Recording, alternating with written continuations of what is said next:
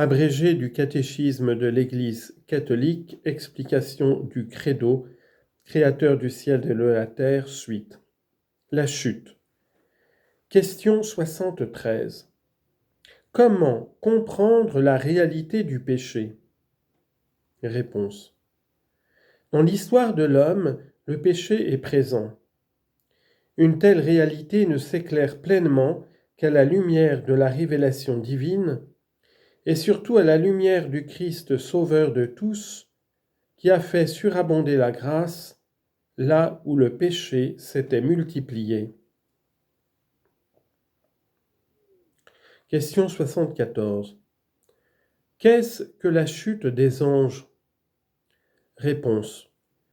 Par cette expression, on veut signifier que Satan et les autres démons, dont parle la Sainte Écriture et la tradition de l'Église, alors qu'ils étaient des anges créés bons par Dieu, se sont transformés en méchants, car, par leur choix libre et irrévocable, ils ont refusé Dieu et son règne, donnant ainsi naissance à l'enfer.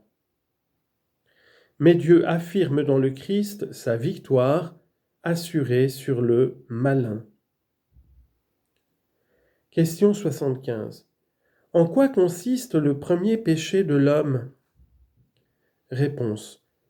L'homme, tenté par le démon, a laissé s'éteindre en son cœur la confiance dans ses rapports avec son Créateur.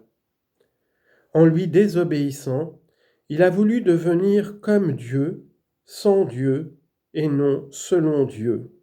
Genèse chapitre 3 verset 5. Ainsi, Adam et Ève ont perdu immédiatement, pour eux et pour toute leur descendance, la grâce de la sainteté et de la justice originelle. Question 76. Qu'est-ce que le péché originel? Réponse. Le péché originel, avec lequel naissent tous les hommes, est l'état de privation de sainteté et de justice originelle. C'est un péché que nous avons contracté et non un péché que l'on commet. C'est une condition de naissance et non un acte personnel. En raison de l'unité originelle de tout le genre humain, ce péché se transmet aux descendants d'Adam avec la nature humaine, non par imitation, mais par propagation. Cette transmission reste un mystère que nous ne pouvons saisir pleinement. Question 77. Quelles sont les autres conséquences provoquées par le péché originel?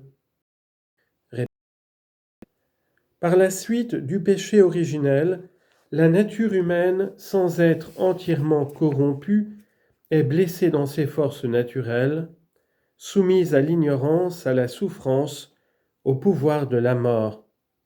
Elle est inclinée au péché. Cette inclination s'appelle concupiscence. Question 78. Après le premier péché, qu'a fait Dieu? Réponse. Après le premier péché, le monde a été envahi par les péchés. Mais Dieu n'a pas abandonné l'homme au pouvoir de la mort. Au contraire, il a annoncé d'une façon mystérieuse, dans le protévangile, Genèse chapitre 3, verset 15, que le mal serait vaincu et que l'homme serait relevé de la chute. C'est la première annonce du Messie rédempteur.